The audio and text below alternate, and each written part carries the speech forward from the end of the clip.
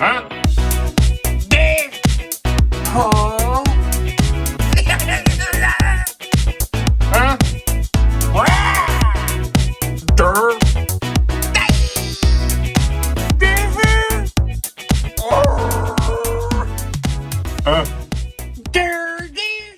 Hey now, and welcome down to KC Toy Reviews. We are here today with the original OG clone, Jango Fett himself. This is a very highly anticipated release. We have not seen a 1/6 scale version of Jango Fett since Sideshow Collectibles version, and wow, as always, Hot Toys absolutely killed it with this one. So let's go ahead, fine comb those details, and dive right the hell goddamn in. Alright, so here we have it. As I mentioned in the intro of this video, we have the original clone OG himself, Jango Fett. Right down to the very famous dent in the top of the helmet, which we will show off shortly. This figure has all the details we are looking for, and some. Now for starters, we obviously need to acknowledge the excitement is through the roof on this figure. Now, personally, I did own the Sideshow Collectibles 1/6 version, and I thought it was outstanding. And of course, Hot Toys just built upon those blueprints.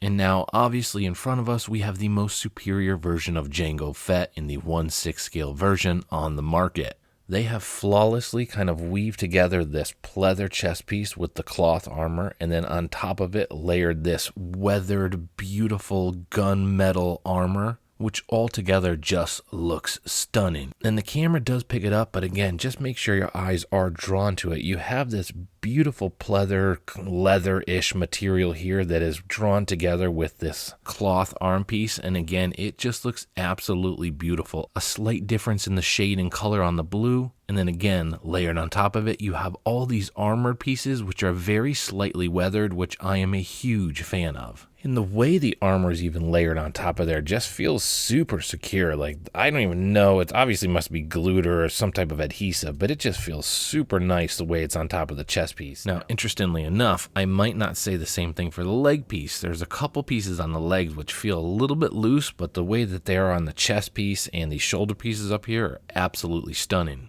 Some of the materials that we're seeing on maybe Moff Gideon and the Death Watch Mandalorian, like the holsters in particular, very, very thin, shoddy, kind of shady material on there. In my particular Moff Gideon, literally it fell apart and started breaking out of the box. The little gun holster and the tab that held it down started to fall apart immediately. Now, I'm happy to report on this, it's quite the opposite. The pleather belt and the gun holsters on this are extremely sturdy. They're very stiff, and they're actually like a thick material on them. So I would say, as odd as this sounds, double if not like quadruple the thickness that you have on the Moff Gideon or the Death Watch Mandalorian. Now, you also might have somebody out there yelling at me, well, hey, there's different types of pleathers and leathers. I don't give a crap. All I see is a leather-ish pleather material, and on this guy, it's fantastic, it's stiff, and it gives me the hope that there's a lot more longevity. Moff Gideon, again, fell apart out of the box in my particular case.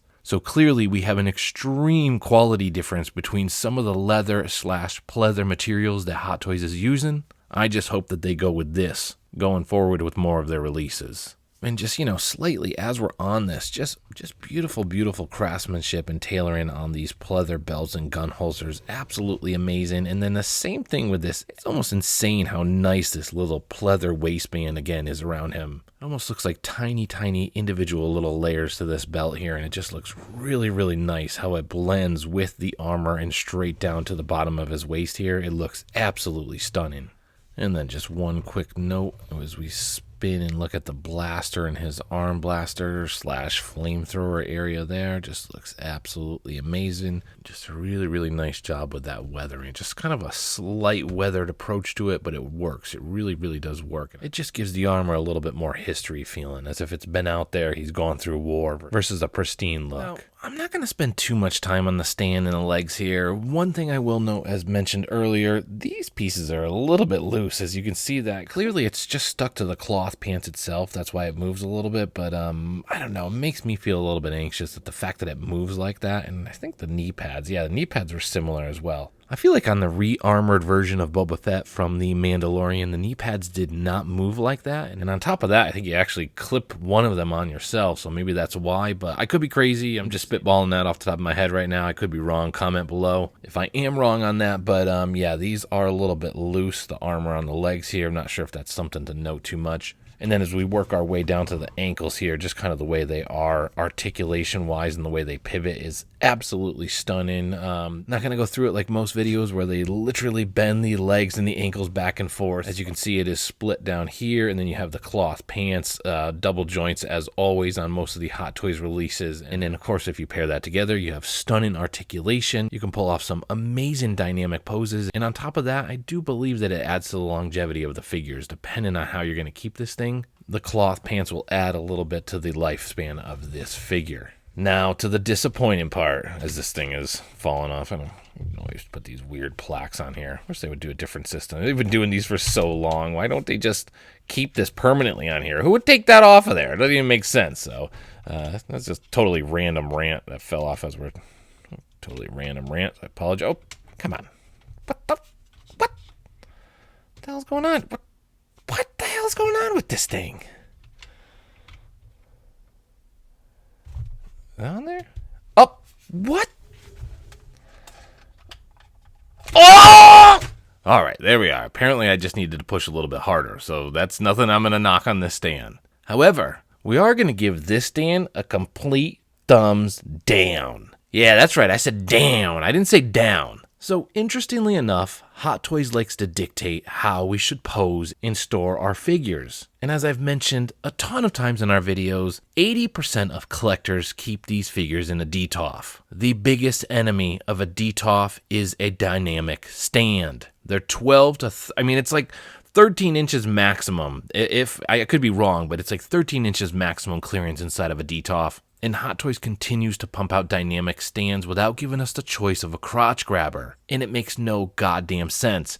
Yes, Jango Fett flew a couple times, Hot Toys. We get it. He flew around a couple times. Hot Toys sees these scenes and they're like, yep, okay, he flew. That was a cool scene. Now everybody's going to have to pose him in that exact same way on these dynamic stands. So it's like, yeah, I get it. We can pull off some amazing photography, some great poses. And it looks stunning. And yes, we can pull off some classic movie moments, Hot Toys. We get it. You're trying to jam it down our throats. Here's how you should pose your figures. The fact of the matter is, longevity-wise, it will 100% damage this figure. I didn't even try it, but at first glance, I'm looking and thinking it has to grab around that beautiful leather waistband, and it's going to just damage and destroy it over time. So it's like, why would you dictate how we are to hold these figures? I've said it time and time again. There is a way to include a waist grabber like this, pull it off, and then we pull down a crotch grabber that has like a singular hook that we can put on our stand. It would cost them 50 cents to mass produce these and include two options for us. Why they still include these piece of crap dynamic stands and the Tatooine footprint stands is boggling my mind at this point. It's great for pictures, but it is piss poor for the longevity and the safety of our figures. Unless there's some type of grand scheme like the Apple phones where they want these things to deteriorate after a few years so we continue to buy figures. My suggestion to anybody that uses this guy, this is great for pictures, but if you're going to store him for the long run, get a crotch grabber, go out there. There are a ton of individuals out there, Stony Stands, Rocky Funko, who does custom diorama, and then we have Display Heroes. You have 3 individuals, which I will link below specifically so you can get something that's better than this piece of crap. So get a better stand. Good for pictures, bad for longevity. And then as far as the head sculpt, you do have this nice Mandalorian helmet that we can see here. As I mentioned a couple times, a nice shading and weathered right up into the corners and the cracks and the crevices of this helmet. Really gives it a nice rustic weathered look. And on top of that, because he's such a memorable character, it just really has some classic Star Wars vibes as I see, feel, and hold this guy. You do have a nice flush helmet top here, and then the other one has the very stereotypical Boba Fett dent on the top there. Now, let's see if we can try to kill 2 birds with 1 stone in this shot. And the first thing being the way you swap out one of the accessories on this sidearm here is you just kind of unplug this piece, drop that down. And then if you want, you can include this bladed piece and clip that on there. And then you just tuck these little tubes up the back of his arm there. So this is one swap out accessory, which I probably will actually end up keeping on there. It's pretty badass. We'll swap that out in a little bit. And of course, the way you put this on and off is super easy and feels like a nice system. We do have 2 backpacks with this guy. Now, I could have looked up earlier and figured out, well, what the hell is the difference between the two, and then completely lied and BS'd my way through this, but I have no idea what the difference between the two are.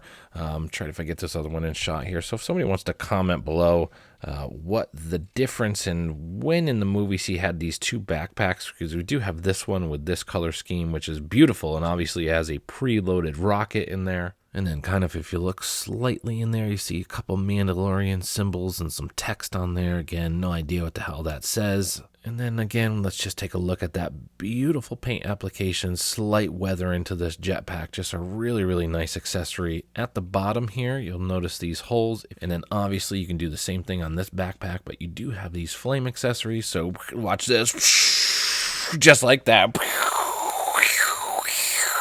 Just check that out right there. The colors and contrast on this backpack between those jets all the way up into the missile is absolutely stunning. See, so we do have these little clips. I'll take one of the clips off just for the sake of the video. Oh, they both came off anyways. There's like a magnet system that holds it there, and you have the little clips. If we can try to do one there. Oh my God, it's brutal. I'll do it later.